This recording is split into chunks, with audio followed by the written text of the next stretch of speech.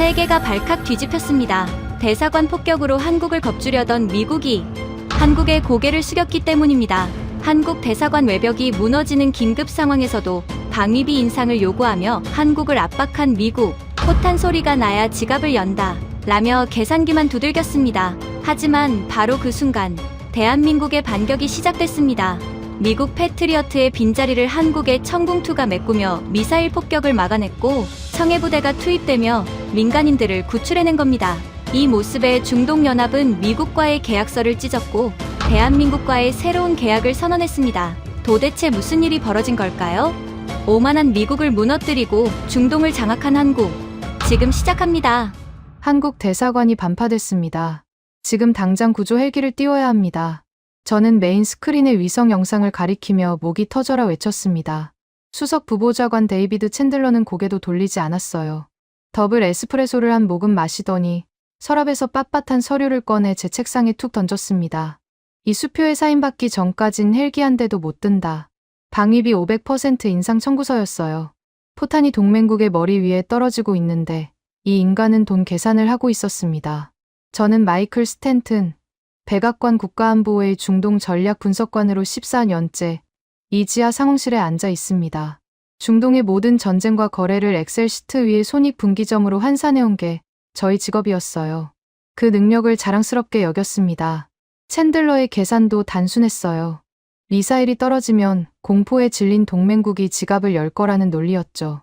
한국이 살려달라고 전화할 때까지 느긋하게 기다리면 되는 게임이었습니다. 선임 분석관 토머스 렌달이 테이블을 치며 말렸어요. 동맹의 생명을 인질로 잡으면 반드시 대가를 치른다고. 챈들러는 손사래를 쳤습니다.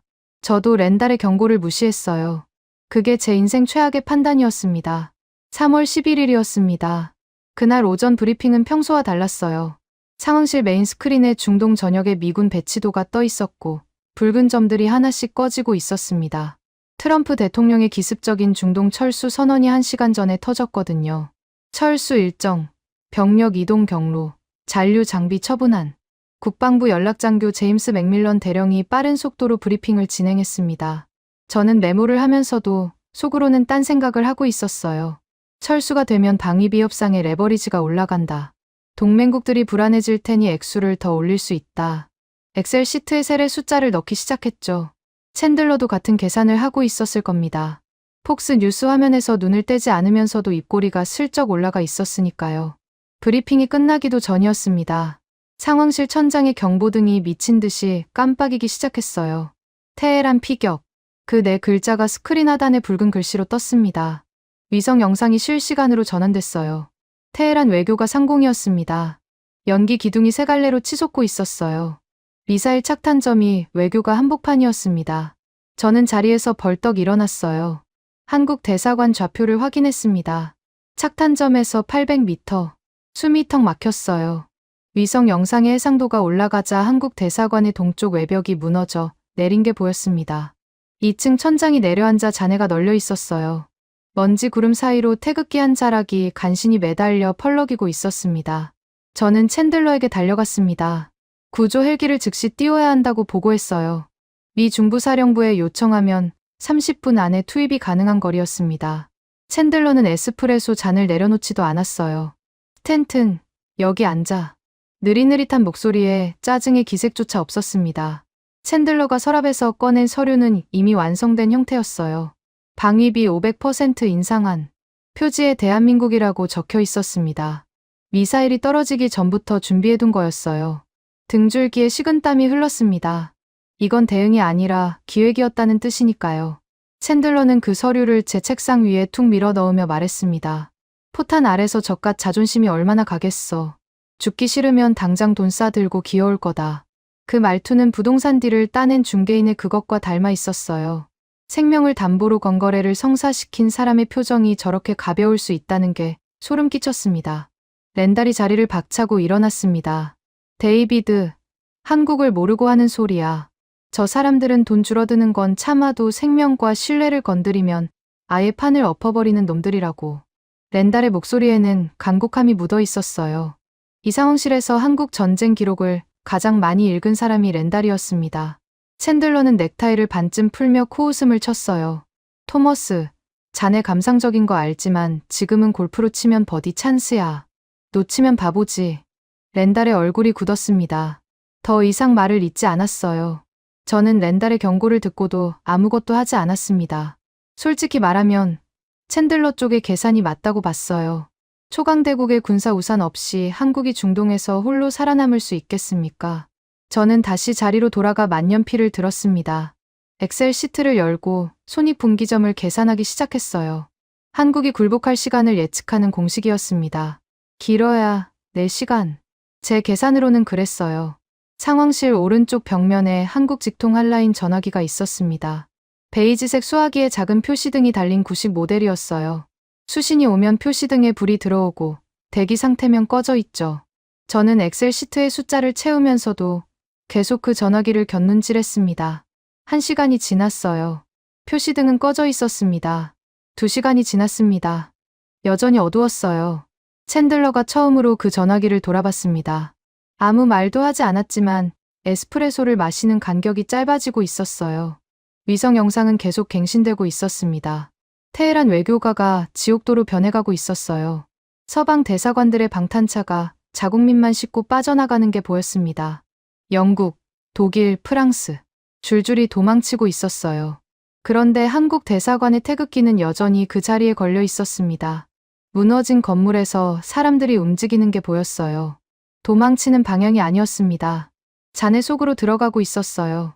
맥밀런 대령이 위성 영상을 확대하며 중얼거렸습니다. 저들이 아직 현장에 남아있다고? 대피가 아니라 뭔가를 하고 있는 건데. 저도 화면을 들여다봤습니다. 먼지투성이 방탄조끼를 입은 인원들이 무언가를 옮기고 있었어요. 부상자들이었습니다. 한국인만이 아니었어요. 분명히 현지인 복장의 민간인들도 섞여 있었습니다. 미사일이 쏟아지는 외교가 한복판에서 도망치지 않고 남의 나라 사람까지 끌어안고 있었다는 겁니까? 이해가 되지 않았어요. 엑셀 시트의 어떤 공식에도 저런 행동을 설명하는 변수는 없었습니다. 3시간째, 4시간째, 5시간째. 전화기의 표시등은 꺼져 있었습니다. 제 엑셀 시트의 예측은 완전히 빗나갔어요. 상황실의 공기가 달라지기 시작했습니다. 처음에는 여유롭던 분석관들의 표정이 하나둘 굳어갔어요. 챈들러만이 아무렇지 않은 척했습니다. 하지만 넥타이를 고쳐 매는 횟수가 늘어났어요. 에어컨이 정상 가동 중인데도 이마에 땀이 맺혀 있었습니다. 6시간째 챈들러가 직접 전화기 앞으로 걸어갔어요. 수화기를 들었다 내려놓았습니다. 발신음은 정상이었어요. 회선에는 아무 이상이 없었습니다. 한국이 전화를 걸지 않는 것이지 못 거는 게 아니라는 뜻이었죠. 렌달이 낮은 목소리로 말했습니다. 내가 뭘 했어. 저들은 구걸하지 않는다고 했잖아. 챈들러가 렌달을 노려봤어요. 하지만 반박하지 못했습니다. 상황실에 내려앉은 침묵이 천장의 형광등 소리까지 들리게 만들었어요. 저는 만년필을 내려놓았습니다. 딸깍 소리가 그 정적 속에서 비정상적으로 크게 울렸어요. 밤이 깊어갔습니다. 위성 영상 속 테헤란의 화염은 줄어들 기미가 없었어요. 한국 대사관의 태극기는 여전히 펄럭이고 있었습니다.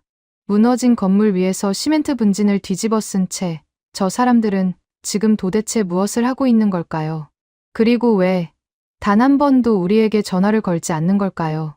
숨막히는 질문이 상황실의 서늘한 공기 속에 매달려 있었습니다. 아무도 답을 내지 못했어요. 한라인 전화기의 표시등은 3월 11일이 끝나도록 단 한 번도 켜지지 않았습니다. 테헤란 외교가의 위성 영상이 갱신될 때마다 상황실의 공기가 조금씩 무거워졌습니다. 3월 11일 자정을 넘긴 시각이었어요. 저는 커피를 4잔째 마시고 있었습니다. 잠이 오지 않아서가 아니라 손에 뭔가를 쥐고 있지 않으면 불안했거든요. 메인 스크린에는 테헤란 외교가의 열화상 영상이 떠 있었습니다. 붉은 점들이 사방으로 흩어지고 있었어요. 서방 대사관들의 방탄차였습니다. 영국 대사관이 가장 먼저 빠졌어요. 직원들을 차에 밀어넣고 북쪽 외곽도로를 타고 달아났습니다. 독일이 그 뒤를 따랐어요. 프랑스는 조금 늦었지만 방향은 같았습니다. 전부 도망치고 있었어요. 자국민만 챙겨서. 현지 직원들은 건물 안에 남겨둔 채 맥밀런 대령이 열화상 위에 각국 대사관 위치를 띄웠습니다. 영국, 소등. 독일, 소등. 프랑스, 소등. 하나씩 불이 꺼져갔어요. 외교가 전체가 암흑으로 빠져들고 있었습니다. 그런데 한 곳만 달랐어요. 한국 대사관이었습니다. 열화상에 붉은 점들이 몰려 있었어요. 밖으로 빠져나가는 게 아니라 건물 안팎을 오가며 움직이고 있었습니다. 저는 해상도를 최대로 올렸어요. 무너진 동쪽 외벽 아래에서 사람들이 잔해를 치우고 있었습니다. 부상자를 끌어내는 동작이 보였어요. 한 명, 두 명이 아니었습니다. 조직적으로 움직이고 있었어요. 방탄조끼를 입은 인원이 지시하고 나머지가 따르는 구조였습니다. 맥밀런 대령이 영상을 확대하며 말했어요. 저 방탄조끼, 구형이군. 한국 외교 안전팀 장비야. 챈들러는 관심이 없었습니다. 폭스 뉴스에서 테헤란 피격 속보가 나오고 있었거든요. 지지율 반응을 기다리는 눈이었어요. 저는 다른 게 궁금했습니다. 한국 대사관이 구조 활동을 하는 건 이해할 수 있었어요. 자국민을 챙기는 거니까요. 그런데 열화상에 찍힌 인원 수가 맞지 않았습니다. 한국 대사관의 등록 인원은 외교관과 직원 포함 42명이었어요. 열화상에 잡히는 구조 대상자 수는 그보다 훨씬 많았습니다. 70명 가까이 됐어요. 맥밀런 대령도 같은 걸 봤는지 고개를 갸우뚱했습니다. 인원이 안 맞는데 저건 한국 교민만이 아닌 것 같아. 저는 위성 영상을 돌려봤어요. 영국 대사관이 버리고 간 현지인 직원들의 동선이 한국 대사관 쪽으로 향하고 있었습니다. 독일 대사관의 현지 고용원들도 마찬가지였어요. 서방이 내팽개친 사람들이 한국 대사관으로 몰려들고 있었던 겁니다. 한국은 그들을 받아들이고 있었어요. 미사일이 언제 또 떨어질지 모르는 상황에서 남의 나라 사람들까지 품에 안고 있었습니다. 챈들러가 스크린을 힐끗 보더니 코웃음을 쳤어요. 거봐, 저래서 돈이 없는 거야. 남의 짐까지 지고 있으니. 저도 그때까지는 비슷한 생각이었습니다. 비합리적인 행동이라고 판단했어요. 생존이 우선인 상황에서 타국 민간인까지 챙기는 건 자원 낭비였으니까요. 엑셀로 따지면 마이너스밖에 안 되는 선택이었습니다. 그런데 마음 한구석이 불편했어요. 이유를 알 수 없었습니다. 그냥 만년필을 굴리며 그 감정을 눌렀습니다. 그때 통신 모니터에 이상 신호가 잡혔어요. 한국 대사관발 데이터 트래픽이 급격히 치솟고 있었습니다. 통신병이 소리쳤어요. 한국 대사관에서 미 중부사령부 긴급 지원망에 접속하고 있습니다. 저는 반사적으로 몸을 일으켰어요. 드디어 구조 요청이 오는 건가. 한라인이 아니라 군사 채널로 온다는 게 좀 이상했지만 어쨌든 한국이 먼저 손을 내미는 거라고 생각했습니다. 챈들러도 에스프레소 잔을 내려놓았어요. 거봐, 결국 버티지 못하잖아. 챈들러의 입꼬리가 올라갔습니다. 그런데 통신병의 다음 보고가 이상했어요. 중부사령부 쪽에서 응답이 없습니다. 저는 멈칫했습니다. 응답이 없다고요. 긴급 지원망은 24시간 운영되는 채널이었어요. 응답하지 않을 이유가 없었습니다. 맥밀런 대령이 수화기를 들고 중부사령부에 직접 확인을 넣었어요. 잠시 후 수화기를 내려놓은 맥밀런 대령의 얼굴이 어두웠습니다. 백악관 지시입니다. 한국 측 긴급 채널에 응답하지 말라는 명령이 하달돼 있어요. 저는 챈들러를 돌아봤습니다. 챈들러는 아무 표정도 짓지 않았어요. 이미 알고 있었다는 뜻이었죠. 생명줄을 끊어놓은 겁니다. 포탄이 떨어지는 현장에서 동맹국이 도움을 요청하는데 의도적으로 귀를 막아버린 거였어요. 방위비 청구서에 사인할 때까지 압박하겠다는 계산이었습니다. 렌달이 의자에서 벌떡 일어났어요. 데이비드, 이건 선을 넘은 거야. 교신 거부 로그가 남으면 우리가 동맹 방기를 했다는 증거가 되는 거라고. 챈들러는 손등으로 허공을 쓸었습니다. 한국이 뭘 할 수 있겠어. 기껏해야 유엔에 항해 서한이나 보내겠지. 그거 처리하는데 2년은 걸려. 렌달의 경고는 또 무시당했어요. 저는 렌달의 말이 마음에 걸렸지만 입을 열지 않았습니다. 엑셀 시트의 계산은 여전히 챈들러의 손을 들어주고 있었거든요. 그런데 이상한 일이 벌어졌습니다. 한국 대사관의 데이터 트래픽이 줄어들지 않았어요. 오히려 더 늘어나고 있었습니다. 구조 요청을 보냈는데 응답이 없으면 다시 보내거나 포기하거나 둘 중 하나여야 정상이었어요. 한국은 둘 다 아니었습니다. 트래픽의 종류가 달라졌어요. 통신병이 모니터를 들여다보며 이마를 찌푸렸습니다. 이건 구조 요청 패킷이 아닙니다. 데이터 아카이빙 형식이에요. 뭔가를 저장하고 전송하는 구조입니다. 저는 의자를 끌어당겨 모니터 앞에 바짝 붙었어요. 전송되는 데이터의 헤더를 분석했습니다. 타임스탬프가 초 단위로 박혀 있었어요. 미군 긴급 채널에 한국이 접속한 시각, 미군이 수신한 시각, 그리고 미군이 응답하지 않은 시각. 전부 기록되고 있었습니다. 심장이 한 박자 빠르게 뛰었어요. 이건 구조 요청이 아니었습니다. 증거 수집이었어요. 한국은 처음부터 우리가 응답하지 않을 걸 알고 있었던 겁니다. 아니, 응답하지 않기를 기다렸는지도 모릅니다. 미군이 동맹국의 긴급 호출을 고의로 무시했다는 사실을 단위 타임스탬프와 함께 빼도 박도 못할 법적 증거로 만들고 있었어요. 저는 들고 있던 만년필을 떨어뜨렸습니다. 딸깍 소리가 났지만 주울 여유가 없었어요. 렌달이 조금 전에 한 말이 머릿속에서 울렸습니다. 교신 거부 로그가 남으면 동맹 방기의 증거가 된다고. 그게 바로 지금 일어나고 있는 일이었어요. 저는 챈들러를 봤습니다. 챈들러는 아직 모르고 있었어요. 폭스 뉴스 화면에서 트럼프 대통령의 지지율이 2포인트 올라간 걸 보며 만족스러운 표정을 짓고 있었습니다. 방위비 500% 인상안이 먹혀들고 있다고 착각하는 얼굴이었어요. 저는 모니터로 시선을 돌렸습니다. 위성 영상 속 한국 대사관에서 한 사람이 보였어요. 무너진 외벽 아래 주저앉아 노트북을 펴고 있는 인원이었습니다. 방탄조끼에 흙먼지가 잔뜩 묻어 있었어요. 이마에 무언가가 흘러내리고 있었습니다. 피인지 땀인지 화면으로는 구분이 안 됐어요. 그 사람이 소매로 이마를 대충 훔치며 키보드를 두드리는 동작이 열화상에 잡혔습니다. 저 사람이 지금 이 데이터를 만들고 있는 건가?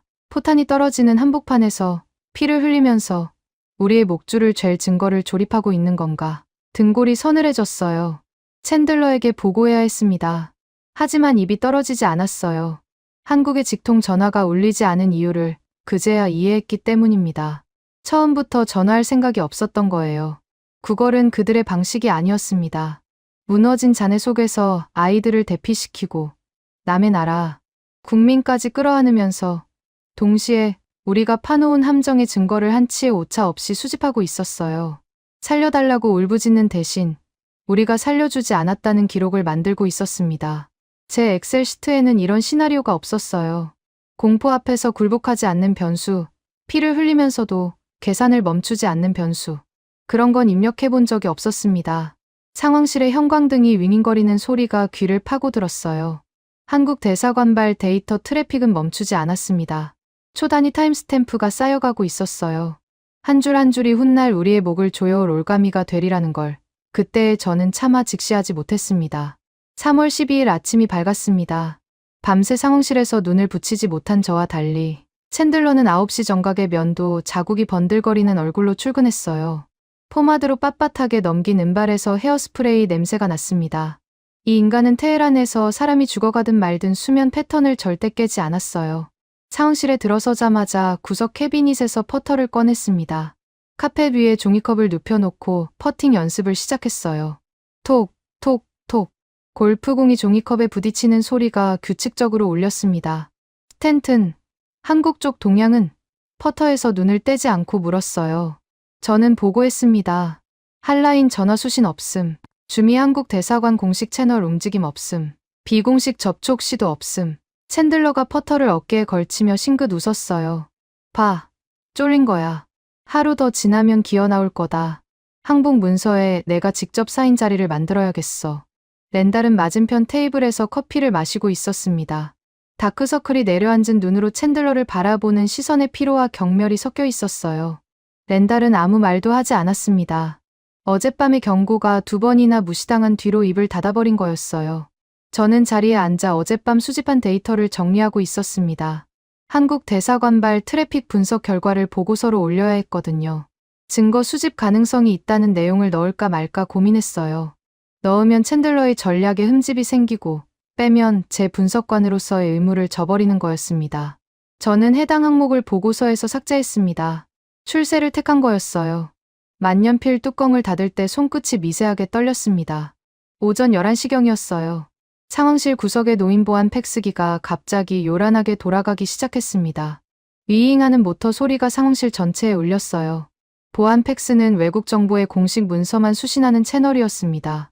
평소에는 일주일에 2-3번 돌아가면 많은 편이었어요. 통신병이 팩스기 앞으로 다가갔습니다. 용지가 빠져나오기 시작했어요. 저는 자리에서 고개를 돌려 힐끗 봤습니다. 용지 상단에 찍힌 문양이 눈에 들어왔어요. 태극 문양이었습니다. 대한민국 국장이 선명하게 인쇄되어 있었어요. 심장이 한 박자 빨라졌습니다. 챈들러도 팩스 소리를 들었어요. 퍼터를 내려놓지 않은 채 고개만 돌렸습니다. 오, 드디어 왔나 보군. 스탠튼, 읽어봐. 챈들러의 목소리에 승리의 확신이 묻어 있었어요. 항복 문서가 왔다고 생각하는 게 분명했습니다. 저는 자리에서 일어나 팩스기로 걸어갔어요. 통신병이 건넨 용지를 집어 들었습니다. 2장이었어요. 묵직한 공문 용지에 한글과 영문이 병기되어 있었습니다. 제목부터 읽었어요. 귀국의 합동 방위 조항 위반에 따른 독자 작전 통제권 행사 통보. 2번 읽었습니다. 3번 읽었어요. 글자가 눈에 들어오는데 뇌가 처리를 거부하고 있었습니다. 항복이 아니었어요. 돈을 바치겠다는 백지수표가 아니었습니다. 이건 퇴거 통보서였어요. 미군의 자격을 박탈하겠다는 선언문이었습니다. 손끝에서 시작된 떨림이 손목을 타고 올라왔어요. 용지가 바스락거렸습니다. 뭐라고 써 있어? 챈들러가 퍼터를 카펫에 기대며 물었어요. 저는 목이 잠겨 있었습니다. 헛기침을 하고 문서를 소리 내어 읽기 시작했어요. 제1조, 귀국의 고의적 동맹 방기 및 합동 방위 조항 제4조 위반 사실을 전면 인정할 것. 챈들러의 표정이 굳어지기 시작했습니다. 제2조, 본 시각부터 72시간 이내에 중동 내 대한민국 자산에 대한 완전한 독자, 재난 및 군사 작전권을 보장할 것. 챈들러의 입꼬리가 내려갔어요. 제3조, 현장 상황을 악화시키는 미군의 모든 병력 간섭 및 정보 통제를 전면 배제할 것. 상황실이 조용해졌습니다. 퍼팅 연습의 톡톡 소리도, 폭스 뉴스의 앵커 목소리도 들리지 않았어요. 챈들러가 느리게 걸어왔습니다. 제 손에서 문서를 낚아챘어요. 직접 읽기 시작했습니다. 은퇴 안경을 꺼내 썼다가 벗었다가를 반복했어요. 얼굴이 붉어지기 시작했습니다. 목덜미부터 이마까지 핏기가 번지는 게 보였어요. 문서 하단을 읽는 순간 챈들러의 손이 멈췄습니다. 거기에는 기한이 찍혀 있었어요. 워싱턴 시각 3월 15일 오전 9시 72시간의 데드라인이었습니다. 챈들러가 문서를 구겼어요. 구기다 말고 다시 펴더니 한 번 더 읽었습니다. 사실 확인을 하는 게 아니라 믿고 싶지 않아서 반복하는 동작이었어요. 건방진 놈들이 미쳤나. 챈들러의 고함이 상황실에 터졌습니다. 손에 들고 있던 퍼터를 테이블 모서리에 내리쳤어요. 샤프트가 휘어지며 꺾여 나갔습니다. 부러진 퍼터 헤드가 카펫 위를 대굴대굴 굴렀어요. 분석관 3명이 동시에 고개를 숙였습니다. 챈들러의 분노 앞에서는 누구도 눈을 마주치지 않았어요. 감히 누구한테 통보를 해? 나한테? 미합 중국 국가안보회의에? 이 서류를 파쇄기에 넣어. 챈들러가 구겨진 문서를 제 가슴팍에 밀어 넣었습니다. 저는 받아들었지만 파쇄기 쪽으로 움직이지 못했어요. 공식 외교 문서를 파쇄하면 기록 은닉이 됩니다. 그건 제 경력이 끝나는 행위였어요. 렌달이 입을 열었습니다. 오늘 아침 처음이었어요. 데이비드, 저건 감정적인 항의가 아니야. 법적 통보문이라고. 렌달의 목소리는 낮았지만 또렷했습니다. 합동 방위 조항 제4조를 정확히 인용하고 있어. 한국이 우리의 교신 거부 로그를 확보했다는 뜻이야. 어젯밤 내가 뭐라고 했는지 기억나? 챈들러가 렌달을 노려봤어요. 눈에 핏줄이 서 있었습니다. 그래서 어쩌자고? 한국이 뭘 할 수 있는데? 유엔에 고소장이라도 넣겠어. 렌달이 고개를 저었어요. 유엔이 아니라 UAE야. 사우디야. 쿠웨이트야. 한국이 이 증거를 중동 동맹국들에 뿌리면 우리의 방산 계약 전체가 흔들린다고. 챈들러의 입술이 실룩거렸습니다. 반박하려다 말문이 막힌 거였어요. 하지만 인정할 인간이 아니었습니다. 그건 내가 처리해. 아랍 놈들은 결국 돈 앞에 줄을 서거든. 챈들러가 넥타이를 고쳐 매며 자리로 돌아갔어요. 저는 구겨진 문서를 펴서 다시 읽었습니다. 한 글자도 빠뜨리지 않고 읽었어요. 문장 하나하나가 정교했습니다. 감정적인 표현이 단 한 줄도 없었어요. 원망도, 분노도, 호소도 없었습니다. 오직 조항 번호와 사실관계와 기한만 적혀 있었어요. 무너진 건물 아래서 피를 흘리면서 이런 문서를 작성한 거라고 생각하니 등골이 서늘했습니다. 어젯밤 위성 영상에서 본 그 사람이 떠올랐어요. 방탄조끼에 흙먼지를 뒤집어 쓴 채 노트북을 두드리던 인원. 이마에 흘러내리는 피를 소매로 대충 훔치며 키보드를 치던 그 손가락이 이 문서를 만든 겁니다. 구조를 요청하는 대신 우리의 배신을 증명하는 서류를 만들었어요. 울부짖는 대신 조항을 인용했습니다. 맥밀런 대령이 제 옆에 섰어요. 문서를 어깨 너머로 읽더니 낮은 목소리로 말했습니다. 72시간이면 3월 15일 아침이야. 우리가 대응할 시간이 빠듯해. 저도 같은 계산을 하고 있었어요. 72시간 안에 한국의 3가지 요구를 수용하거나 거부하고 결과를 감당하거나 둘 중 하나였습니다. 챈들러는 당연히 거부를 택할 거였어요. 그게 어떤 결과를 불러올지 저는 그때 엑셀 시트에 입력할 수 있는 범위를 넘어선 변수들이 쌓이고 있다는 걸 느꼈습니다. 통신병이 메인 스크린의 오른쪽 상단에 새 창을 띄웠어요. 데드라인 카운트다운이었습니다. 72시간 00분 00초, 붉은 숫자가 1초씩 줄어들고 있었어요. 상황실 전체가 그 숫자를 올려다봤습니다. 챈들러도 봤어요. 아까의 분노는 가라앉았지만 대신 입술을 잘근잘근 깨물고 있었습니다. 에스프레소 잔을 들었다가 내려놓기를 반복했어요. 렌달은 팔짱을 끼고 카운트다운 숫자를 응시하고 있었습니다. 그 얼굴에 내가 경고했잖아라는 말이 적혀 있었어요. 하지만 소리 내어 말하지는 않았습니다. 71시간 59분 43초. 숫자는 멈추지 않았어요. 부러진 퍼터가 카펫 위에 나뒹굴고 있었습니다. 구겨졌다 펴진 공문이 제 책상 위에 놓여 있었어요. 그 위에 찍힌 태극 문양이 상황실의 형광등 아래서 유난히 선명해 보였습니다. 미국이라는 제국의 심장부에 감정 한 방울 섞이지 않은 칼날이 꽂힌 거였어요. 저는 만년필을 주머니에 넣었습니다. 계산할 게 없었거든요. 이건 엑셀로 풀 수 있는 문제가 아니었습니다. 카운트다운이 68시간을 가리키고 있었습니다. 3월 12일 오후 상황실의 분위기가 또 한 번 뒤집어졌어요. 이번에는 테헤란이 아니었습니다. 호르무즈 해협이었어요. 메인 스크린에 해협의 실시간 해상 영상이 떴는데 붉은 경고 마커가 수십 회씩 깜빡이고 있었습니다. 맥밀런 대령이 보고했어요. 신형 기뢰였습니다. 호르무즈 해협 전역에 정체불명의 기뢰가 대량으로 살포된 거였어요. 해협을 통과하던 유조선 2척이 긴급 정지했고 뒤따르던 컨테이너선 5척이 연쇄적으로 항로를 이탈했습니다. 1시간도 안 돼서 전 세계 유가가 20% 폭등했어요. 월스트리트가 패닉에 빠졌습니다. 챈들러의 반응은 기뢰가 아니라 폭스 뉴스에서 시작됐어요. 화면 하단 자막에 트럼프 대통령 지지율 4포인트 하락이 떴거든요. 유가 폭등 직격탄이었습니다. 챈들러의 얼굴에서 핏기가 빠졌어요. 이 인간은 중동에서 사람이 죽는 건 신경 쓰지 않았지만 지지율이 떨어지는 건 자기 목이 날아가는 것과 같았거든요. 에스프레소 잔을 내려놓은 챈들러가 넥타이를 잡아당기며 상황실을 서성거리기 시작했습니다. 아까까지의 여유는 온데간데 없었어요. 유가가 더 올라가면 대통령이 내 머리를 비틀어 뜯을 거야. 챈들러가 제 책상 앞에 멈춰 섰어요. 스탠튼, 한국 놈들한테 위성 정보 일부를 열어줘. 방위비도 좀 깎아주고 500% 대신 350으로 제한해봐. 저는 귀를 의심했습니다. 어제까지 포탄 아래서 자존심이 얼마나 가겠냐며 비웃던 인간이 하루 만에 할인을 들고 나온 거였어요. 지지율 4포인트가 이 인간의 척추를 이렇게 빨리 구부리는구나.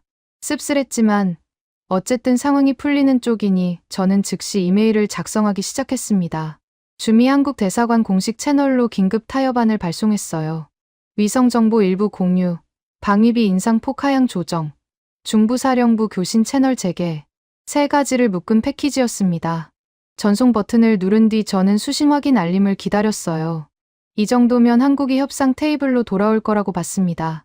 500%에서 350이면 상당한 양보였으니까요. 챈들러도 같은 생각이었어요. 의자를 뒤로 젖히고 폭스 뉴스를 보며 한결 편안해진 표정이었습니다. 이 정도면 저들도 체면 세울 수 있을 거야. 며칠 뜸 들이다가 수락하겠지. 30분이 지났습니다. 수신 확인 없음. 1시간이 지났어요. 여전히 없음. 저는 이메일 서버를 확인했습니다. 전송 상태에 이상한 표시가 떠 있었어요. 수신 거부.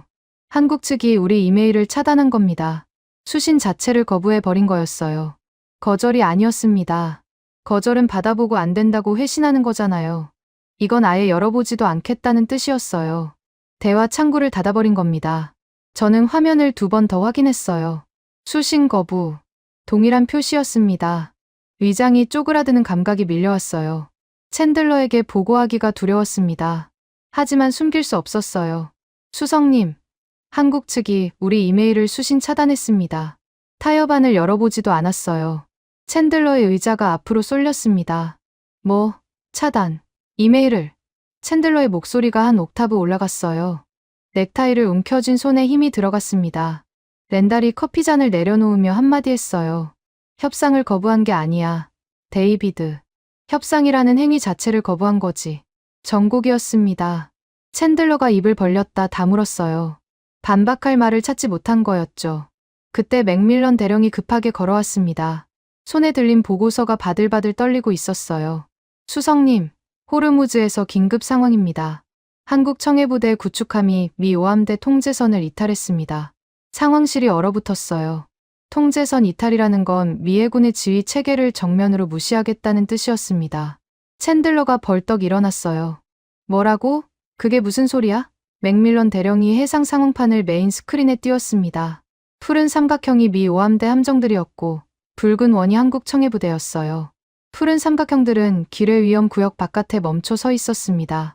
그런데 붉은 원 하나가 통제선을 넘어 기뢰밭 쪽으로 이동하고 있었어요. 느리지 않았습니다.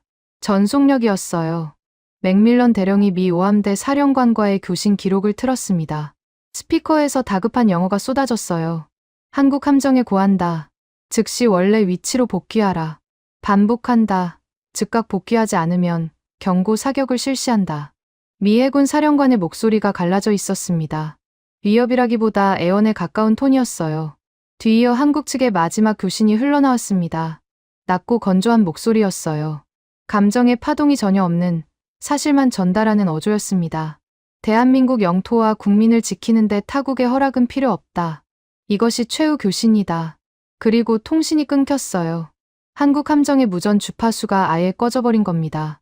통신기 전원을 뽑아버린 거였어요. 상황실에 기침 소리 하나 없었습니다. 스피커에서 흘러나온 그 낮은 목소리가 공기 중에 매달려 있는 것 같았어요. 저는 의자에 붙어 있었습니다. 일어서야 하는데 다리에 힘이 없었어요. 챈들러가 악을 썼습니다. 경고 사격 실시해. 당장. 맥밀런 대령이 고개를 저었어요. 경고 사격을 했습니다.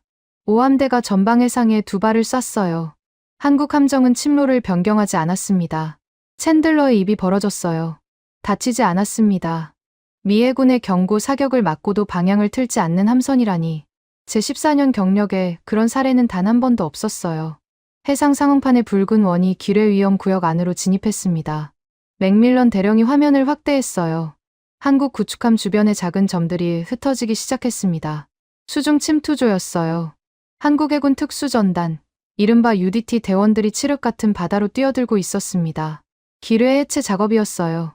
미 오함대의 소해 부대가 기뢰밭 앞에서 12시간째 발이 묶여있는 그 구역을 한국 대원들이 직접 뛰어든 겁니다. 맥밀런 대령이 신음처럼 중얼거렸어요. 미쳤군. 저건 자살행위야. 하지만 그의 눈은 화면에서 떨어지지 않았습니다. 해상 상황판의 기뢰 제거 확인 표시가 하나씩 뜨기 시작했어요. 속도가 빨랐습니다. 미 소해 부대의 기록과 비교하면 2배 가까운 처리 속도였어요. 맥밀런 대령의 턱이 벌어졌습니다. 저는 상황판에서 눈을 뗄 수 없었어요. 푸른 삼각형들은 여전히 기뢰 구역 바깥에 정지해 있었습니다. 미합 중국 해군, 세계 최강이라는 그 함대가 기뢰가 무서워 한 발짝도 못 떼고 서 있었어요. 그 한가운데를 붉은 원이 관통하고 있었습니다.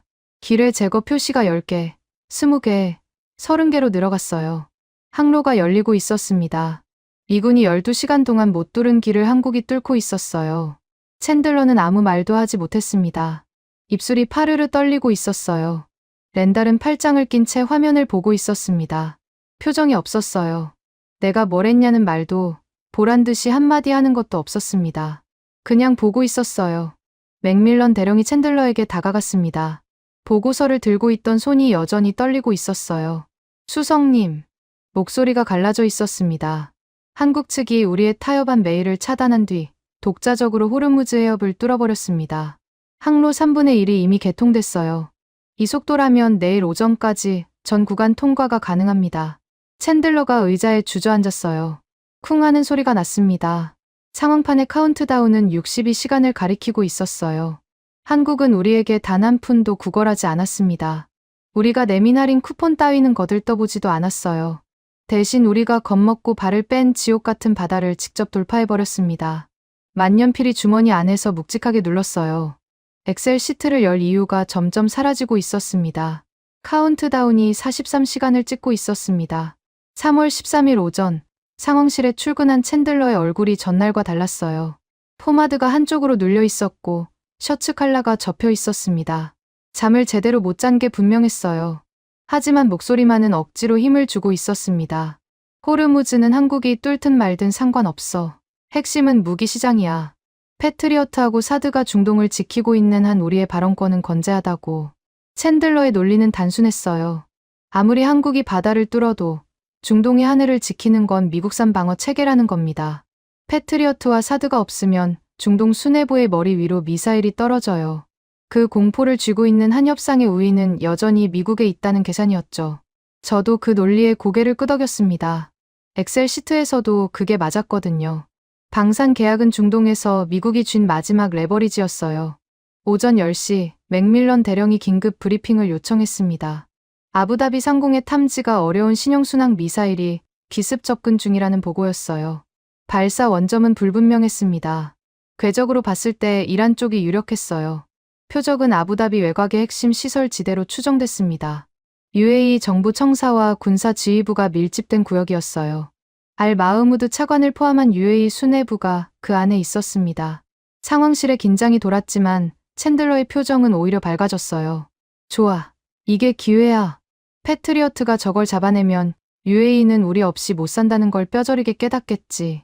추가 방어 체계 수출권도 밀어 넣을 수 있어. 미사일이 동맹국을 향해 날아가고 있는데 이 인간의 머릿속에서는 판매 전략이 돌아가고 있었습니다. 구역질이 났지만 저는 아무 말도 하지 않았어요. 맥밀런 대령이 아부다비 방공 상황판을 메인 스크린에 띄웠습니다. 패트리어트 포대 3곳과 사드 체계 한 기지의 가동 상태가 표시돼 있었어요. 전부 녹색이었습니다. 정상 가동. 미사일 궤적이 스크린 위에 붉은 점선으로 그려졌어요. 접근 속도가 빨랐습니다. 요격 시간이 촉박했어요. 맥밀런 대령이 카운트다운을 불렀습니다. 요격창 진입까지 30초, 20초, 10초. 패트리어트 레이더가 궤적을 추적하고 있어야 할 시점이었어요. 그런데 상황판에 노란 경고등이 떴습니다. 궤적 이탈. 레이더가 미사일의 궤적을 놓친 겁니다. 맥밀런 대령의 목소리가 갈라졌어요. 패트리어트 1호기, 궤적 이탈. 재포착 시도 중. 5초가 지났습니다. 재포착 실패. 2호기로 넘어갔어요. 역시 실패. 신형순항 미사일의 비행 패턴이 패트리어트의 알고리즘을 벗어난 거였습니다. 사드 체계로 전환됐어요. 레이더가 돌아갔지만 화면에 먹통이라는 글자가 떴습니다. 호환 문제였어요. 이 고도의 순항 미사일에 사드의 교전 범위가 맞지 않았던 겁니다. 상황실이 아비규환이 됐어요. 맥밀런 대령이 소리쳤습니다. 패트리어트 전 포대 궤적 이탈, 사드 교전 불가, 요격 수단이 없습니다. 챈들러의 얼굴에서 핏기가 완전히 빠졌어요. 방금 전까지 판매 기회라며 좋아하던 표정이 공포로 바뀌었습니다. 미국이 전 세계에 자랑하던 방어 체계가 실전에서 뚫린 거였어요. 그것도 동맹국 수뇌부의 머리 위에서. 이게 생중계로 퍼지면 미국 방산 산업의 신뢰가 통째로 증발합니다. 챈들러가 비명에 가까운 목소리를 질렀어요. 뭐라도 해. 수동 요격이든 뭐든. 맥밀런 대령이 고개를 저었습니다. 할 수 있는 게 없었어요. 스크린에 미사일의 예상 착탄 지점이 표시됐습니다. 아부다비 정부 청사 반경 200m. UAE 수뇌부가 몰살당할 수 있는 거리였어요. 저는 의자 팔걸이를 움켜쥐었습니다. 손에 땀이 차서 미끄러졌어요. 이대로 가면 중동의 핵심 동맹국 지도부가 미국산 방어 체계의 무능함 아래서 죽는 겁니다. 그 순간 상황판에 새로운 표시가 떴어요. 아부다비 남동쪽, 사막 한가운데에서 발사 신호가 감지된 거였습니다. 맥밀런 대령이 화면을 확대했어요. 발사원은 미군 기지가 아니었습니다. 한국산 천궁 포대였어요. UAE가 2년 전에 도입한 중거리 지대공 미사일 체계, 미군 상황실에서는 보조 수단 정도로 취급하던 장비였습니다. 발사 신호가 뜨고 12초가 지났어요. 스크린 위에서 천궁의 요격탄 궤적이 순항 미사일의 비행선과 교차했습니다. 교차점에 흰원이 번쩍 떴어요. 요격 성공. 맥밀런 대령이 숨을 들이쉬며 외쳤습니다. 요격 확인. 천궁이 잡았습니다. 상황실이 멈췄어요. 아무도 말하지 않았습니다. 패트리어트가 놓치고 사드가 먹통인 상황에서 한국산 천궁이 12초 만에 하늘을 갈라버린 겁니다. 미국의 수백억 달러짜리 방어망이 못한 일을 한국의 체계가 해낸 거였어요. 폭발의 잿빛 연기가 위성 영상에 찍혔습니다. 아부다비 상공에 퍼지는 회색 구름이 묘하게 아름다워 보였어요. 그 아래에서 살아남은 사람들이 있다는 뜻이었으니까요. 챈들러는 한마디도 하지 못했습니다. 의자에 파묻혀 스크린을 올려다보고 있었어요. 입이 반쯤 벌어진 채로 렌달이 조용히 말했습니다. 패트리어트의 실전 요격 실패가 기록됐어. 데이비드. 그것도 동맹국 수뇌부 방어전에서. 이건 감출 수 없는 데이터야. 챈들러가 눈을 감았어요. 주먹을 쥐었다 폈다를 반복했습니다. 이 상황이 뭘 의미하는지 챈들러도 알고 있었어요. 미국산 무기의 신뢰도가 실전 데이터로 증명된 거였습니다. 실패했다는 쪽으로. 그런데 끝이 아니었어요. 요격 성공의 연기가 채 가라앉기도 전에 상황실의 보안 통신망에 새로운 수신 알림이 떴습니다. 발신지는 대한민국 방위사업청이었어요. 수신처가 광범위했습니다.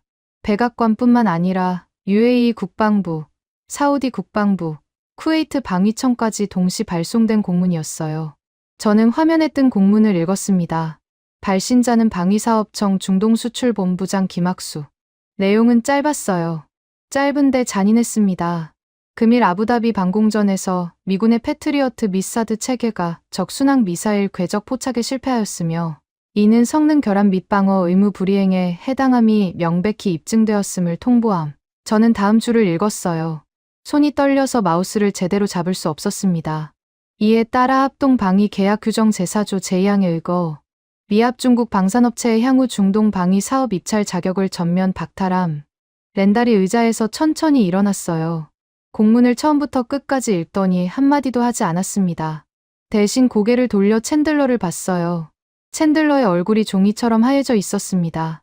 입찰 자격 박탈. 그 네 글자의 무게를 이 상황실의 모든 사람이 알고 있었어요. 중동 방산 시장에서 미국이 영구적으로 퇴출된다는 뜻이었습니다. 패트리어트, 사드, 이지스 수출 계약 전부가 위험에 처하는 거였어요. 연간 수백억 달러 규모의 시장이 한순간에 사라지는 겁니다. 그때 상황실 전화가 울렸어요. 외부 직통 라인이었습니다. 챈들러가 받았어요. 수화기 너머에서 들리는 목소리가 스피커 모드가 아닌데도 상황실까지 새어나왔습니다. 톤이 낮고 건조했어요. 감정이 완전히 제거된 기계 같은 목소리였습니다. 방위사업청 중동수출본부장 김학수입니다. 계약 규정 제4조 제2항에 의거하여 통보드립니다. 귀국의 향후 중동 방위 사업 입찰 자격은 본시각부로 전면 박탈되며 이 조치는 환불 및 번복이 불가합니다. 통화가 끝났어요. 30초도 안 걸렸습니다. 질문도 협상도 여지도 없었어요. 선고였습니다. 챈들러가 수화기를 내려놓았어요. 손이 덜덜 떨리고 있었습니다. 저는 책상 서랍에서 두꺼운 합동 방위 계약 매뉴얼을 꺼냈어요. 반박할 조항을 찾아야 했습니다. 제4조 제2항을 펼쳤어요. 방어 의무 불이행이 실전 데이터로 입증될 경우 상대 측은 입찰 자격 박탈을 일방적으로 통보할 수 있으며 이에 대한 이의 신청 기간은 없음. 3번 읽었습니다. 이의 신청 기간은 없음. 이 조항을 넣은 게 누구였을까요? 아마 몇 년 전 계약 협상 때 미국 측이 자신만만하게 수용했을 거예요. 우리 무기가 실전에서 실패할 리 없다는 오만함으로. 그 오만이 오늘 완벽한 함정이 돼서 우리의 발목을 물어버린 겁니다. 매뉴얼이 손에서 미끄러졌어요. 바닥에 떨어지며 둔탁한 소리가 났습니다. 저는 그 옆에 주저앉았어요. 카운트다운 시계가 38시간을 가리키고 있었습니다. 시간이 줄어드는 게 아니라 우리의 선택지가 줄어들고 있었어요. 입찰 자격 박탈 통보가 떨어진 뒤 상황실의 공기가 완전히 바뀌었습니다. 3월 13일 오후 챈들러는 더 이상 골프 퍼터를 꺼내지 않았어요. 에스프레소도 마시지 않았습니다. 의자에 앉아 두 손으로 관자놀이를 누르고 있었어요. 폭스 뉴스 화면에는 아부다비 상공 요격 실패 속보가 반복 재생되고 있었습니다. 미국산 패트리어트가 미사일을 놓쳤고 한국산 천궁이 잡았다는 자막이 선명했어요. 지지율은 더 떨어졌을 겁니다. 하지만 챈들러가 지지율을 확인하는 모습은 보이지 않았어요. 그보다 급한 게 생겼거든요. 챈들러가 갑자기 고개를 들었습니다. 눈에 핏줄이 가득했어요. 이를 악물고 있었습니다. 한국 놈들이 우리의 규정을 역이용해서 입찰 자격을 뺐어. 좋아. 그러면 우리도 줄 수 있는 걸 끊어야지. 챈들러가 저를 똑바로 봤어요. 스탠튼, 한국군의 전술 데이터 링크망을 끊어. 링크 16 접속권을 차단해. 저는 멈칫했습니다. 링크 16은 미군 주도의 전술 데이터 교환망이에요. 동맹국 군대가 실시간으로 적의 위치, 아군의 좌표, 전장 정보를 공유하는 핵심 신경망이었습니다. 이걸 끊으면 한국군은 중동에서 눈과 귀를 잃는 거였어요.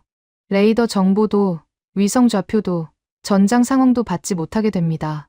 전투 중인 군대의 생명줄을 끊겠다는 거였어요. 렌달이 벌떡 일어났습니다. 데이비드, 제정신이야? 전투 중인 동맹군의 데이터 링크를 끊는 건 전시 배신 행위라고. 기록에 남으면 우리가 끝장이야. 챈들러가 테이블을 내리쳤어요. 기록? 기록은 내가 관리해. 지금 저놈들이 우리의 입찰 자격을 뺐단 말이야. 수백억 달러가 날아가고 있다고. 눈과 귀를 멀게 해놓으면 저들이 기어 나올 수밖에 없어. 렌달이 입을 다물었습니다. 반박이 아니라 포기의 침묵이었어요. 이 상황실에서 챈들러를 막을 수 있는 사람은 없었습니다. 대통령만이 가능했고, 대통령은 지지율이 떨어질 때만 전화했어요. 챈들러가 저를 다시 봤습니다. 뭐해? 빨리 끊으라고. 저는 키보드 앞으로 갔어요. 미군 위성망 관리 콘솔에 접속했습니다. 한국군 전술 데이터 링크 접속권 관리 화면이 떴어요.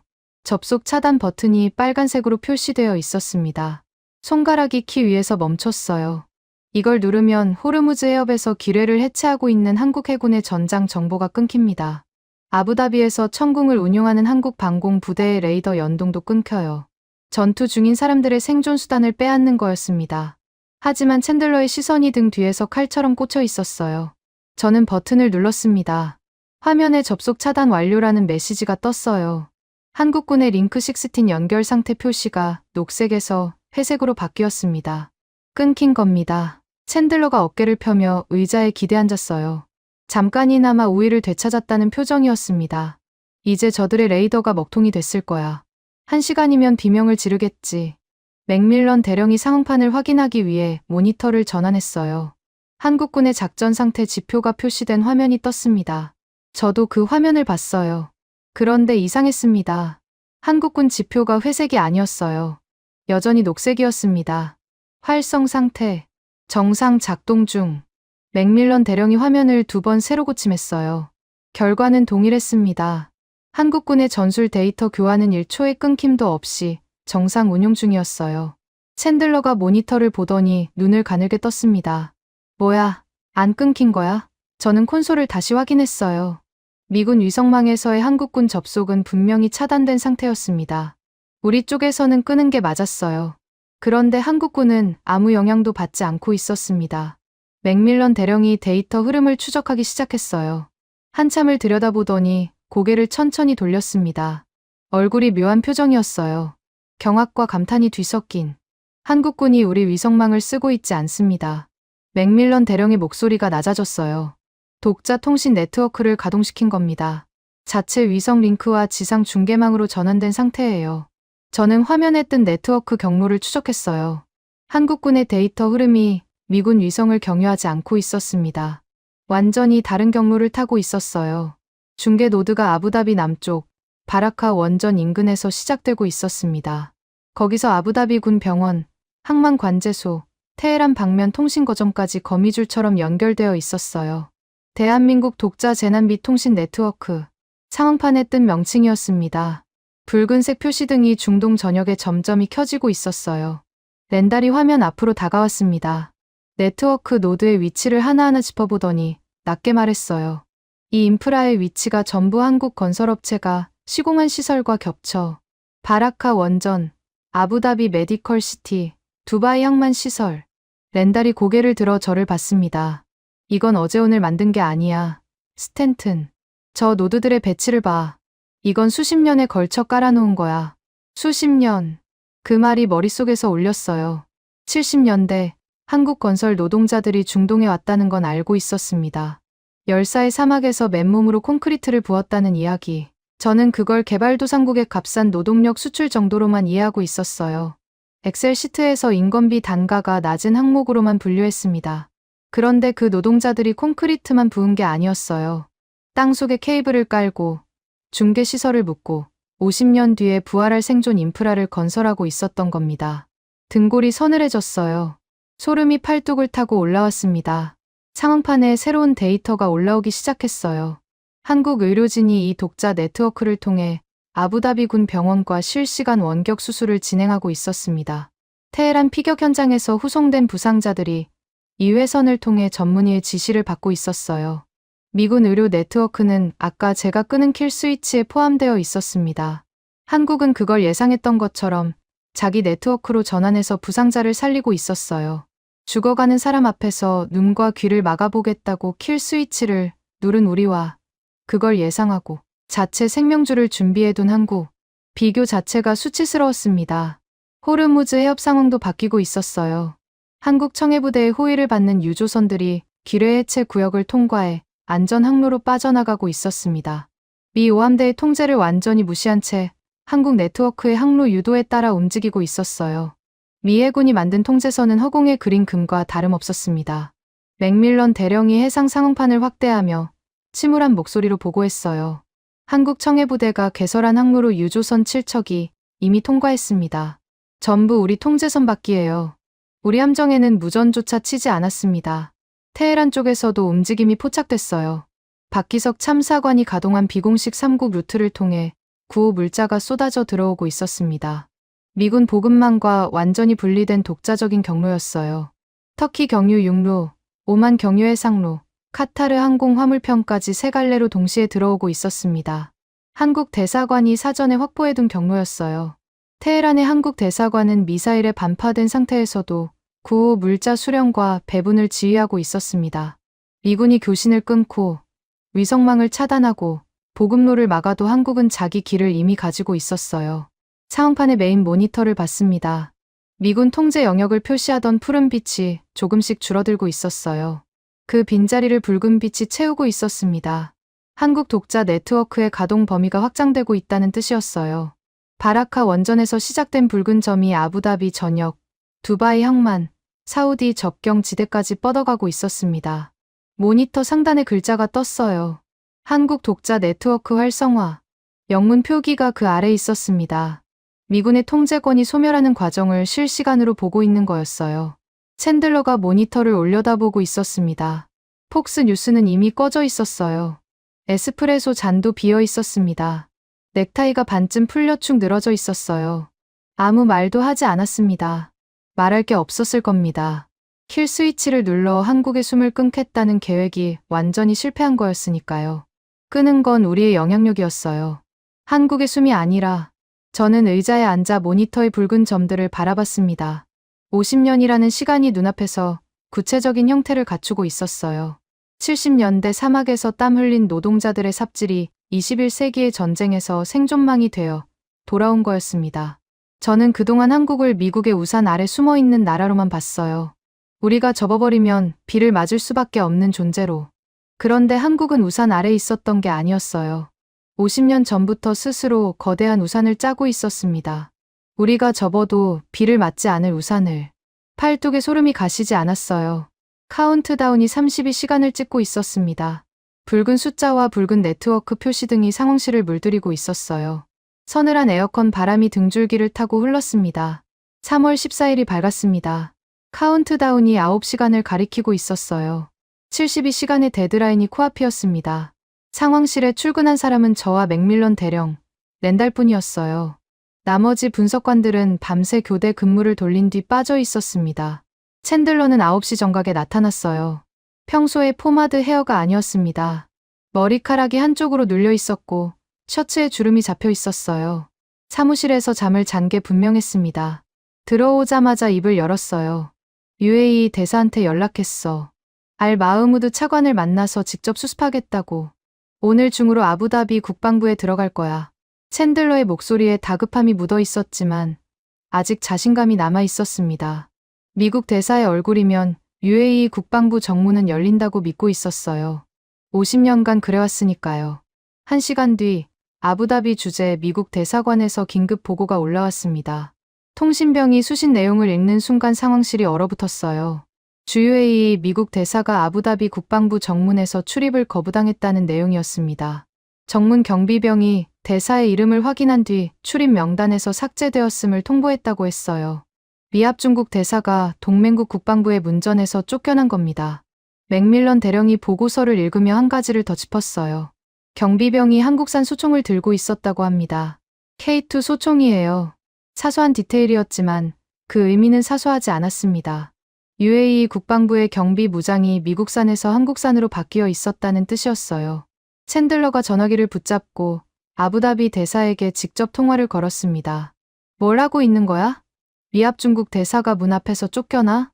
다시 가서 차관을 불러내. 수화기 너머로 대사의 목소리가 들렸어요. 떨리고 있었습니다. 이미 3번을 시도했다고 했어요. 3번 다 같은 답이었다고. 출입 명단에 없습니다. 챈들러가 수화기를 내려놓았어요. 이마에 핏줄이 붉어져 있었습니다. 하지만 분노를 터뜨릴 여유가 없었어요. 다음 보고가 바로 이어졌거든요. 맥밀런 대령이 아부다비 현지 정보 채널에서 입수한 실시간 영상을 메인 스크린에 띄웠습니다. 아부다비 국방부 내부였어요. 밀실 회의장이었습니다. 긴 테이블 양쪽에 사람들이 앉아 있었어요. 한쪽에 알 마흐무드 차관과 UAE 국방부 고위 관리들, 맞은편에 한국 대표단이었습니다. 서류가 놓여 있었어요. 두꺼운 계약서 묶음이었습니다. 알 마흐무드 차관이 서명하고 있었어요. 한국 측 대표도 서명했습니다. 악수가 오갔어요. 카메라 플래시가 번쩍였습니다. 포괄적 방위 조약이 체결되는 장면이었어요. 미국이 문 밖에서 쫓겨나고 있는 그 시각에 안에서는 한국과의 동맹이 공식적으로 맺어지고 있었습니다. 챈들러가 스크린에서 눈을 떼지 못했어요. 입술이 파르르 떨리고 있었습니다. 그때 영상에서 알 마흐무드 차관이 자리에서 일어났어요. 테이블 위에 놓인 별도의 서류 묶음을 집어 들었습니다. 겉표지가 선명하게 보였어요. 패트리어트 추가 도입 계약서였습니다. 미국산 미사일 방어 체계의 차기 수출 계약서. 서명 직전 단계에서 멈춰있던 문서였어요. 수십억 달러 규모. 알 마흐무드 차관이 그 계약서를 양손으로 잡았어요. 카메라를 똑바로 봤습니다. 그리고 천천히, 아주 천천히 세로로 찢었어요. 한 번에 안 찢어지자 다시 잡고 힘을 줘서 끝까지 찢었습니다. 두 쪽이 된 계약서를 구겨서 옆에 놓인 쓰레기통에 쳐넣었어요. 상황실에서 누군가가 숨을 들이켰습니다. 맥밀런 대령이었어요. 저도 숨을 쉬고 있었는지 기억나지 않습니다. 렌달이 낮게 말했어요. 저건 퍼포먼스가 아니야. 공식 기록을 위한 행위지. 카메라 앞에서 찢었다는 건 번복 불가를 전 세계에 선언한 거야. 맞았습니다. 서류를 조용히 반려하는 것과 카메라 앞에서 찢어버리는 건 차원이 다른 행위였어요. 전자는 외교적 거부, 후자는 공개 처형이었습니다. 미국산 패트리어트가 중동 시장에서 공개적으로 처형당한 거였어요. 그런데 끝이 아니었습니다. 알 마흐무드 차관이 카메라 앞에서 성명을 발표하기 시작했어요. 아랍어였습니다. 통역관이 영어로 실시간 번역한 내용이 상황실 스피커로 흘러나왔어요. 아랍에미리트는 금일부로 국가안보법령을 개정하여 대한민국을 유일무이한 제1전략동맹국으로 격상한다. 제1전략동맹국. 그건 단순한 무기 구매처가 아니었어요. 국가안보의 핵심 파트너라는 뜻이었습니다. 법령 자체를 뜯어고친 거였어요. 미국이 50년간 차지하고 있던 그 자리를 한국이 가져간 겁니다. 회의장 안에서 박수 소리가 들렸어요. 알 마흐무드 차관과 한국 대표단이 다시 악수를 나눴습니다. 그 악수는 아까와 달랐어요. 형식적인 의례가 아니라 차관이 한국 대표의 손을 양손으로 감싸 쥐었습니다. 가까이서 뭐라고 말하는 게 보였어요. 입 모양으로는 읽을 수 없었지만 고개를 숙이는 각도가 예사롭지 않았습니다. 법령 개정 소식이 생방송으로 전 중동에 퍼져나갔어요. 알자지라가 속보로 내보냈습니다. 아랍어 자막이 화면을 가로질러 흘렀어요. 30분도 지나지 않아 연쇄 반응이 시작됐습니다. 사우디 왕세자가 트위터에 글을 올렸어요. 통신병이 해당 트윗을 영어로 번역해 읽었습니다. 사우디 하늘도 이제 미국의 패트리어트가 아닌 천궁이 지킨다. 기존 미군 무기 도입 계약의 전면 재검토를 즉각 지시했다. 챈들러의 얼굴이 회색빛으로 변했어요. 사우디였습니다. 중동 최대의 미국 무기 수입국. 연간 방산 수입 규모가 300억 달러를 넘는 시장이었어요. 그 사우디가 트윗한 줄로 미국을 끊어버린 겁니다. 쿠웨이트가 뒤를 이었어요. 쿠웨이트 국방장관이 공식 성명을 냈습니다. 미군 무기 도입 중단 및 한국 독자 네트워크 편입을 동시에 선언했어요. 도미노가 쓰러지고 있었습니다. 한 장, 두 장, 세 장. 미국이 50년간 쌓아올린 중동 방산 질서가 한나절 만에 무너져 내리고 있었어요. 상황판에 표시된 미군 방산 계약 현황 그래프의 막대가 실시간으로 줄어들고 있었습니다. 숫자가 떨어질 때마다 챈들러의 어깨가 조금씩 내려앉았어요. 챈들러가 마지막 카드를 꺼냈습니다. 석유 수출 제재였어요. 미국이 중동 산유국에 석유 수출 제한 조치를 걸겠다는 위협이었습니다. 이놈들이 기름을 팔려면 우리 은행을 거쳐야 해. 달러 결제망을 죄면 일주일 안에 기어 나올 거야. 챈들러가 국무부에 긴급 요청 전화를 걸었어요. 하지만 국무부의 반응은 미지근했습니다. 석유 수출 제재는 글로벌 경제에 핵폭탄을 던지는 행위였어요. 유가가 더 폭등하면 미국 국내 물가가 폭발합니다. 대통령의 지지율이 바닥을 뚫어요. 국무부가 주저하는 사이에 중동 쪽에서 먼저 답이 왔습니다. 알 마흐무드 차관의 성명이 추가로 발표됐어요. 한국의 호의를 받는 선박에 한하여 석유 수출을 허가한다. 미국 국적 선박은 제외한다. 역제재였습니다. 미국이 기름줄을 죄겠다고 으름장을 놓기도 전에 중동이 먼저 미국의 기름줄을 끊어버린 거였어요. 사우디와 쿠웨이트가 즉각 동조 성명을 냈습니다. 동일한 조건이었어요. 한국 해군의 호의가 없는 선박에는 원유를 적재하지 않겠다는 거였습니다. 호르무즈 해협을 한국이 뚫었고 항로를 한국이 지키고 있으니 당연한 수순이었어요. 챈들러가 덜덜 떨리는 손으로 전화기를 들었습니다. 사우디 왕세자의 직통 번호를 눌렀어요. 지금까지 한 번도 안 받은 적이 없는 번호였습니다. 미국 백악관에서 전화가 오면 사우디 왕실은 어떤 새벽이든 받아왔거든요. 신호음이 울렸어요. 한 번, 두 번, 세 번. 그리고 기계음이 흘러나왔습니다. 단조로운 결번 안내 메시지였어요. 이 번호는 현재 사용되지 않는 번호입니다. 챈들러가 다시 눌렀어요. 같은 결과였습니다. 번호 자체가 바뀌어 있었어요. 사우디 왕세자가 미국과의 직통 회선을 폐쇄해버린 겁니다. 수화기에서 흘러나오는 기계음이 상황실의 정적 속에서 유난히 차갑게 울렸어요. 챈들러가 수화기를 내려놓았습니다. 손에서 힘이 빠진 것처럼 톡하고 떨어뜨리는 소리가 났어요. 렌달이 입을 열었습니다. 오늘 들어 처음이었어요. 팔짱을 풀고 챈들러와 저를 번갈아 봤습니다. 우린 방산 계약을 잃은 게 아니야. 렌달의 목소리는 낮았지만 또렷했어요. 사막 전체를 잃은 거다. 아무도 반박하지 못했습니다. 반박할 근거가 남아있지 않았거든요. 그때 통신병이 외부 뉴스피드를 스크린에 띄웠어요. 로이터 통신 속보였습니다. 기자 이름이 표시돼 있었어요. 아만다 로시, 중동 특파원. 헤드라인이 메인 스크린 하단을 가로질렀습니다. 가장 거대한 무기로 겁을 준 제국은 조롱거리가 되었고 무너진 건물에서 생명부터 챙긴 국가는 중동의 새로운 주인이 되었다. 전 세계 외신의 일면을 장식하고 있다는 부가 정보가 떴어요.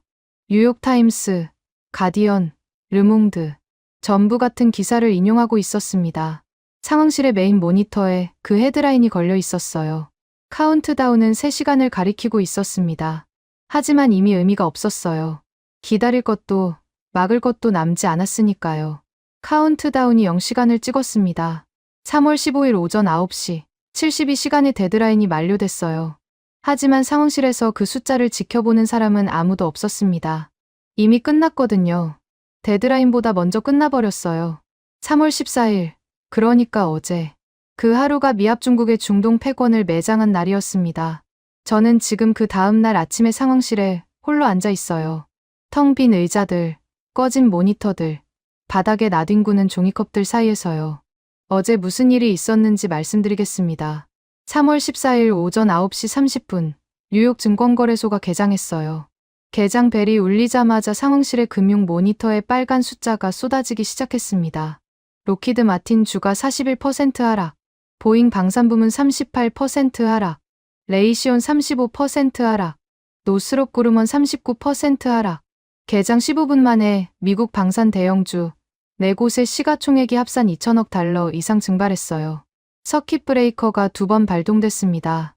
월스트리트가 피바다였어요. 맥밀런 대령이 금융 모니터를 멍하니 올려다봤습니다. 군인 출신인 맥밀런 대령은 주가에 관심이 없었지만 방산업체의 주가가 이렇게 떨어지면 군납 계약이 줄고 신규 무기 개발 예산이 삭감되고 결국 자기 부하들이 쓸 장비가 부실해진다는 건 알고 있었어요. 얼굴이 어두워졌습니다. 저는 폭락의 원인을 추적했어요. 개미 투자자들의 패닉 매도가 아니었습니다. 매도 물량의 출처를 역추적하니 중동 국부 펀드들이었어요. 아부다비 투자청, 사우디 공공투자기금, 쿠웨이트 투자청, 중동의 거대 국부 펀드 3곳이 전날 밤부터 미국 방산주를 대량 공매도하고 있었습니다. 주가를 떨어뜨리기 위해 빌린 주식을 먼저 팔아치운 거였어요. 미국을 손절하겠다는 정치적 결단이 금융 공격으로 번진 겁니다. 무기 계약을 찢은 것만으로는 부족했나 봐요. 주가까지 박살내서 미국 방산 산업의 뿌리를 흔들겠다는 의도였습니다. 50년간 중동의 오일머니를 빨아먹은 미국 방산 산업이 그 오일머니의 칼날에 찔리고 있었어요. 챈들러는 금융 모니터를 보지 않았습니다. 볼 여유가 없었거든요. 오전 10시 미 의회에서 긴급 소환장이 날아왔어요. 국가안보 참사 진상규명 청문회, 상원군사위원회가 즉각 소집한 특별 청문회였습니다. 소환 대상 1순위가 데이비드 챈들러, 백악관 국가안보의 수석 부보좌관이었어요. 통신병이 소환장을 프린트해서 챈들러의 책상에 올려놓았습니다. 챈들러는 소환장을 집어들었다가 내려놓기를 3번 반복했어요. 손이 떨리고 있었습니다. 하지만 아직 완전히 무너지지는 않았어요. 대통령이 나를 지켜줄 거야. 내가 시킨 대로 한 건데 나만 끌려갈 리 없잖아. 챈들러가 중얼거렸습니다. 반쯤은 저한테, 반쯤은 자기 자신한테 하는 말이었어요. 그때 상황실에 알림음이 울렸습니다. 트럼프 대통령의 트위터 알람이었어요. 챈들러가 제일 먼저 반응했습니다. 폭스 뉴스를 켜기도 전에 스마트폰을 꺼내 트위터를 열었어요. 화면을 읽는 챈들러의 얼굴이 실시간으로 변해갔습니다. 핏기가 빠지고 입술이 떨리고 눈이 초점을 잃었어요. 저는 제 스마트폰으로 같은 트윗을 확인했습니다. 무능한 안보실의 오판이 위대한 미국의 체면을 구겼다. 챈들러의 단독 폭주가 이 참사를 만들었다. 즉각 해임한다. 미국을 다시 위대하게 만들겠다. 트윗 한 줄이었어요. 영어 280자. 14년간 충성한 부하를 자르는데 280자면 충분했던 겁니다. 챈들러의 단독 오판이라고 규정해버렸어요. 대통령이 지시한 방위비 500% 인상안도, 교신 거부 명령도, 위성망 차단도 전부 챈들러 혼자 한 짓이 돼버린 겁니다. 꼬리 자르기였어요. 가장 충성스러운 개를 가장 먼저 버리는 워싱턴의 전통이 발동된 거였습니다. 챈들러의 스마트폰이 손에서 미끄러져 카펫 위에 떨어졌어요. 화면이 위를 향한 채 트윗이 그대로 보였습니다. 챈들러는 움직이지 않았어요. 5분쯤 그 자세로 서 있었습니다. 그 5분이 제가 본 가장 긴 5분이었어요. 넥타이가 반쯤 풀려 축 늘어져 있었고 포마드가 무너진 머리카락이 이마 위로 흘러내려 있었습니다. 골프 농담도, 부동산 비유도, 에스프레소 잔도 없었어요. 워싱턴에서 30년간 살아남은 정치 동물의 껍데기가 벗겨지자 남은 건 누구한테 버려질지 몰라 벌벌 떠는 늙은 관료의 뒷모습이었습니다. 30분 뒤 의회 경호원 2명이 상황실로 들어왔어요. 청문회 출석을 위한 호송이었습니다. 챈들러가 넥타이를 고쳐 매려고 했어요. 손이 떨려서 매듭이 잡히지 않았습니다. 포기하고 풀어헤친 채로 걸어갔어요. 상황실 문을 나서는 순간 복도에서 플래시 세례가 쏟아졌습니다. 의회 출입 기자단이 대기하고 있었어요. 챈들러의 넋 나간 얼굴이 수십 대의 카메라에 찍혔습니다. 문이 닫혔어요. 상황실이 고요해졌습니다. 맥밀런 대령이 짐을 싸고 있었어요. 개인 물품이 든 상자를 들고 상황실을 한 바퀴 둘러봤습니다. 텅 빈 모니터들, 꺼진 상황판, 아무도 앉지 않는 의자들. 맥밀런 대령이 해상 상황판이 걸려있던 벽면을 바라봤어요. 어제까지 한국 청해부대의 궤적이 그려져 있던 그 화면이었습니다. 기뢰밭을 뚫고 항로를 개척하던 붉은 원이 떠있던 자리. 맥밀런 대령이 상자를 내려놓지 않은 채 낮게 말했어요. 이제 호르무즈를 지나려면 한국의 허락을 구해야겠군. 쓴웃음이었습니다. 뼛속까지 군인이었던 사람의 마지막 인사치고는 너무 쓸쓸했어요. 맥밀런 대령이 문을 열고 나갔습니다. 발소리가 복도를 따라 멀어졌어요. 렌달은 이미 가고 없었습니다. 언제 나갔는지도 모르겠어요. 렌달답게 조용히 사라진 거였죠. 책상 위에 커피잔 하나만 남아 있었어요. 식어버린 커피가 반쯤 차 있었습니다. 상황실에 저 혼자 남았어요. 형광등이 윙윙거리는 소리가 들렸습니다. 에어컨이 정상 가동 중이었어요. 카펫 위에 부러진 퍼터 헤드가 며칠째 나뒹굴고 있었습니다. 아무도 치우지 않았어요. 저는 책상 서랍을 열었습니다. 나흘 전 3월 11일에 작성한 한국 관련 위험평가 보고서가 있었어요. 챈들러의 전략에 걸리적거리는 내용을 제 손으로 삭제하고 증거 수집 가능성 항목을 빼버린 그 보고서. 출세를 위해 진실을 잘라낸 보고서. 저는 그걸 파쇄기에 넣었었습니다. 서류 한 바닥을 뒤졌어요. 파쇄된 조각 몇 개가 남아 있었습니다. 종이 가루에 가까운 것들이었어요. 손가락으로 집어 올렸습니다. 글자 하나 읽을 수 없는 조각이었지만 제가 무엇을 잘라냈는지는 기억하고 있었어요. 저는 그 조각들을 책상 위에 올려놓았습니다. 그리고 모니터 앞에 앉았어요. 빈 화면이 떠 있었습니다. 커서가 깜빡이고 있었어요. 엑셀이 아니었습니다. 워드 프로세서를 열었어요. 14년 분석관 생활에서 엑셀이 아닌 프로그램을 연 건 거의 처음이었습니다. 만년필을 주머니에서 꺼냈어요. 뚜껑을 열다가 멈췄습니다. 부러져 있었어요. 언제 부러졌는지 모르겠어요. 아마 어젯밤 무의식 중에 힘을 줬던 모양입니다. 잉크가 손가락에 번져 있었어요. 닦지 않았습니다. 키보드 위에 손가락을 올렸어요. 무엇을 써야 할지 알고 있었습니다. 한국이라는 나라에 대한 보고서가 아니었어요. 달러와 엑셀로 세상을 지배할 수 있다고 믿었던 인간의 참회록이었습니다. 우리는 한국을 돈줄로 봤어요. 미사일이 떨어지면 공포에 질려 지갑을 열세입자로 취급했습니다. 포탄 아래서 자존심이 버티지 못할 거라고 확신했어요. 그런데 한국은 전화를 걸지 않았습니다. 무너진 건물에서 남의 나라 사람까지 끌어안으면서 우리의 배신을 한치의 오차 없이 기록했어요. 우리가 바다를 막으면 스스로 뚫었고 하늘이 뚫리면 직접 막았습니다. 우리가 눈과 귀를 잘라도 50년 전에 묻어둔 생존망을 꺼내 들었어요. 우리가 그들을 쥐고 흔든다고 착각했지만 진짜 호구는 신뢰를 잃고 중동의 모든 패를 빼앗긴 우리 자신이었습니다. 파쇄된 보고서 조각이 모니터 불빛에 비쳤어요. 읽을 수 없는 글자들이 종이 가루 위에 흩어져 있었습니다. 나흘 전 제가 잘라낸 진실의 잔해였어요. 그때 제가 진실을 남겨뒀더라면, 챈들러를 막았더라면, 렌달의 경고에 힘을 보탰더라면, 엑셀 시트의 손익 분기점 대신 사람의 목숨을 먼저 샜더라면. 하지만 돌이킬 수 없었습니다. 저는 비겁자였어요. 그 비겁함의 대가를 미합 중국이 치르고 있었습니다. 커서가 깜빡이고 있었어요. 상황실의 형광등이 윙윙거렸습니다. 에어컨 바람이 파쇄된 종이 조각을 살짝 흔들었어요. 저는 타이핑을 시작했습니다. 부러진 만년필에 잉크가 묻은 손가락으로 14년간 한 번도 쓴 적 없는 종류의 문서를 쓰기 시작했어요. 엑셀 시트에는 입력할 수 없는 것들에 대해서, 숫자로 환산할 수 없는 것들에 대해서, 우리가 끝내 이해하지 못한 신뢰라는 이름의 무기에 대해서. 지금까지 여러분의 영원한 말동무, 감동을 더하다 였습니다. 세계를 놀라게 한 대한민국. 다음 영상에서도 계속됩니다. 좋은 하루 되세요.